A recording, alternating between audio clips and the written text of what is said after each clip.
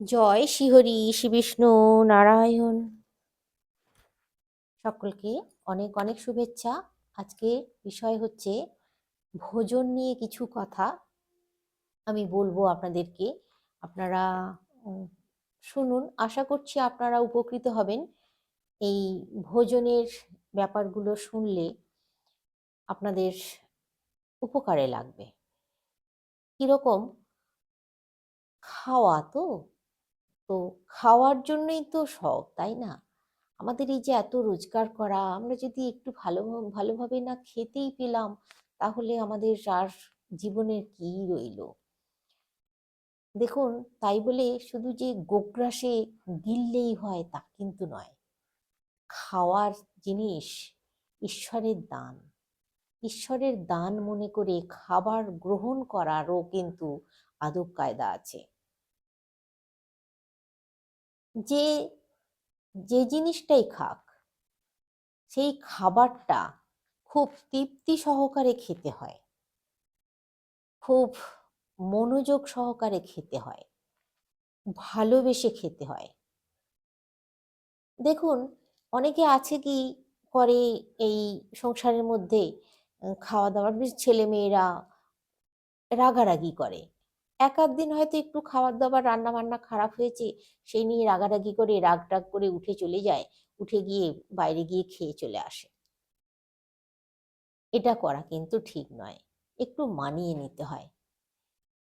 খেতে বসে সমালোচনা করা, খেতে বসে অন্যকে গালমন্দ করা, খেতে বসে কারোর নিন্দা করা, এগুলো কিন্তু করা চলে না।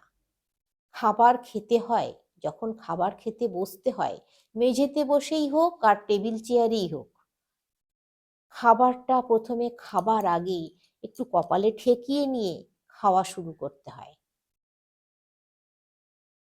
খাবারে যদি কখনো কোনো সময় দেখেন যে চুল পড়ে গেছে, তাহলে কিন্তু সেই খাবার আর গ্রহণ করবেন না। এটাও আমি এই ভিডিওর মাধ্যমে বলে দিলাম। খাবার যখন খাবেন, তখন পরিবারের সকলের সঙ্গে একটু বসে খাওয়ার চেষ্টা করবেন। সারা দিনের পর অন্তত একবার সময় সুযোগ পেলে সকলকে নিয়ে খাবার খাবেন। তাহলে কি হবে?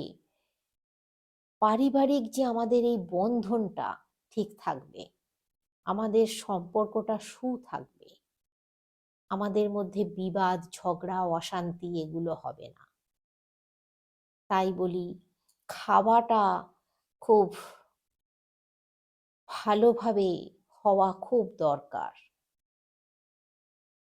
দেখুন, প্রতিদিনই তো কিছু না কিছু কাজ থাকে প্রত্যেক বাড়ির সদস্যদের। তাদেরকে বাইরে যেতে হয়, বিশেষ করে ছেলেদের বাইরে যেতে হয় কাজ কারবার করতে। তারা অত খাবার বসে ভালো করে সময় পায় না, তাড়াহুড়ো করে চলে যায়। সপ্তাহে অন্তত একটা দিন চেষ্টা করবেন যাতে করে পরিবারের সকলকে নিয়ে খাবার খাওয়া যায়।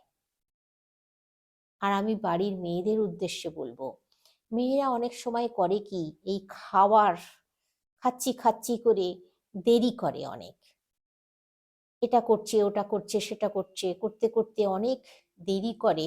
তারপর একটা সময় সময় পেলে বসে একেবারে গোগ্রাসে খাবারটা খেয়ে নিই, আবার হুড়োহুড়ি করে কিছু করার জন্য, এটা করব ওটা করব। তার মাথার মধ্যে এই চিন্তা। এতে করে কি হয় জানেন তো? খাবারটা ঠিকঠাক পরিপাক হয় না। আর এতে করে লক্ষ্মী চঞ্চল হয়। বিশেষ করে বাড়ির মেয়েদের আমি বলবো, ভালোভাবে বসে ধীরে সুস্থে সুন্দর করে গুছিয়ে খাওয়ার। তাতে করে কি হয়? লক্ষ্মী থিতু হয়, সংসারে উন্নতি হয়। না তো সংসারের পরিবারের যে গৃহিণী, তিনি যদি অসুস্থ হয়ে থাকেন সারা বছরের মধ্যে প্রতিদিনই, তাহলে কি সংসারটা ভালো চলবে? চলবে না তো। অতএব তাকে খাওয়াটা খুব ভালোভাবে বুঝে, সারাদিনে অন্তত, দিনে দেখুন সারা দিন থেকে রাত্রি পর্যন্ত প্রত্যেক মানুষেরই সকালে টিফিন, দুপুরের খাওয়া, আবার সন্ধ্যার সময় কিছু একটু অল্প খেয়ে খাবার খাওয়া, রাত্রের খাওয়া খেতে হয়। তাতে করে কি হয়, শরীর সুস্থ থাকে, মন সুস্থ থাকে, কাজে মন থাকে, ঠাকুর দেবতাদের প্রতিও মন থাকে, মনোযোগ থাকে। হ্যাঁ, পুজো অর্চনা করবেন, নিশ্চয়ই করবেন। যেদিন পুজো অর্চনা করবেন সকাল সকাল একটু উপোস থেকে, বিশেষ করে বৃহস্পতিবার দিন আমাদের হিন্দু সনাতন ধর্মীয় প্রত্যেক মানুষেরই বৃহস্পতিবার দিন, বা যাদের বাড়িতে গোপাল আছে, সকাল সকাল পুজো সেরে নেবেন 8টার মধ্যে। তারপরে সমস্ত কিছু কাজকর্ম করুন। হ্যাঁ, হয়তো অনেকেই বলবেন যে রান্নার তাড়া থাকে, রান্না করব, বাড়ির ছেলে মেয়েদেরকে পাঠাবো, বাড়ির কর্তাকে পাঠাবো, তাহলে সেই ক্ষেত্রে কি করবেন, অন্তত সকালে অল্প একটু কিছু চা, দুটো বিস্কুট, এগুলো অন্তত খেয়ে নেবেন।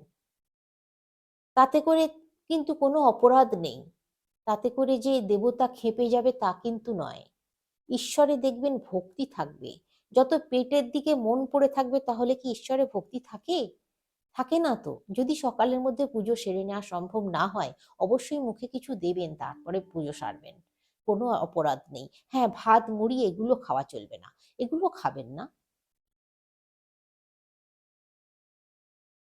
তো ভোজন অবশ্যই কিন্তু আপনারা সুস্থভাবে করবেন, সুস্থভাবে সকলকে নিয়ে ভোজন করবেন।